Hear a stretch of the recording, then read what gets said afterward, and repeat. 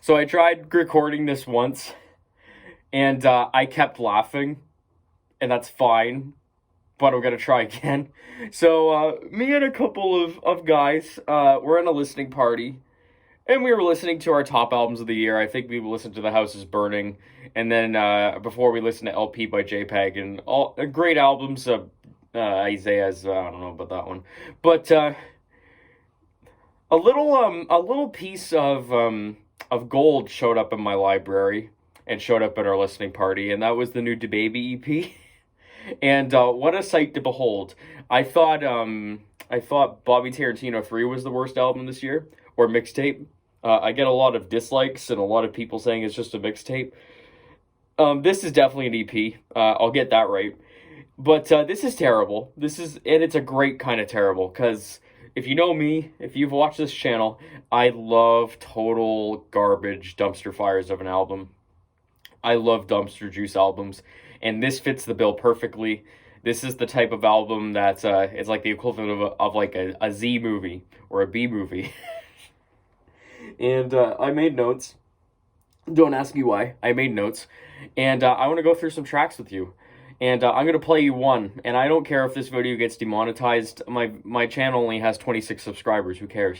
But we start with some very interesting ad libs from dababy. Kick is one of them. He's always way off beat. He's really trying to get in this crazy pocket where he's just like, you get in this, it's consistent, and then it goes, it's just like, but I want to talk about the, and it's just, it goes way off the rails. And then there's this ad lib that shows up a couple times actually on this album where it's just go. And I don't know why it's there, and I don't know why you would think this sounds good for an album, but it's there. And of course, it's the typical dababy beat that we've expected, $5 guitar instrumental, and that's drawers. But I want to play you 5 for a dub. And after I once this song played, and we kept on moving on with the EP, this song lived in my head for hours. And it's still living in my head right now. And it's because it has the worst hook of all time. And I'm not joking, but I'm not joking. Because I don't know if it's the melody that he does, where it sounds really spurgy.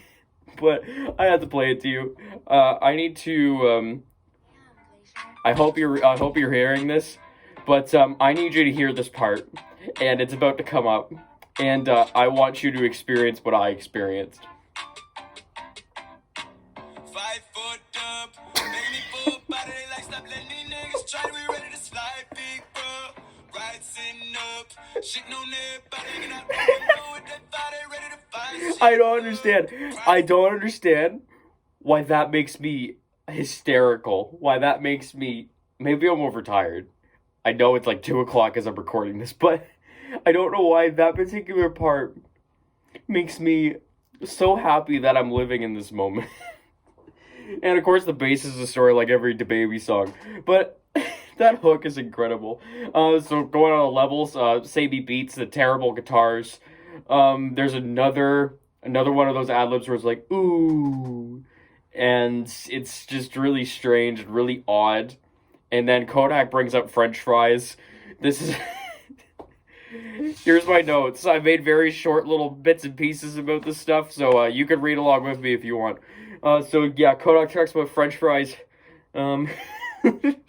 Rufus look like something is good for this EP. That means it's not good, but it's good for this. On Roof, for some reason, there's a constant, I don't know if it's a sample or maybe it's like some weird kind of like audio hiccup. I don't know what it is, but it sounds like a bed is squeaking the whole time through Roof. And look like someone has some terrible ad-libs as well. But there's a cheap guitar. It's very cheap. And I believe one of these I'm joking. One of these beats I believe is produced by Charlie Heat. So I'm very sad because he made Zoo and he goes on to make this. And the last track is Sticked Up, and two incredibly bad bars.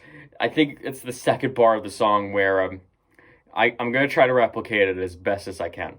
But dababy goes is like, I'm shitting. Brrr.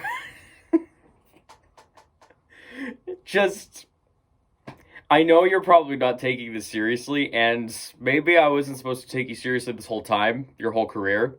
Maybe I've been led astray, and I think a lot of us have been led astray because this is like a Fallout 76 situation. If you know how terrible the release of that game is and how bad it still is now, but it makes you reflect on how bad all the previous albums and singles were. You look at Kirk, you look at Baby on Baby, and you look at all this kind of stuff, and you think it's just like with this releasing, you think, was that stuff even good to begin with? The stuff that you actually did enjoy. And that's up for debate. I personally think there is a drastic shift on this, and it adds up to some incredible moments. And then it leads to probably the most interesting moment on this album where there's a line that says, type of pussy to make you go to jail.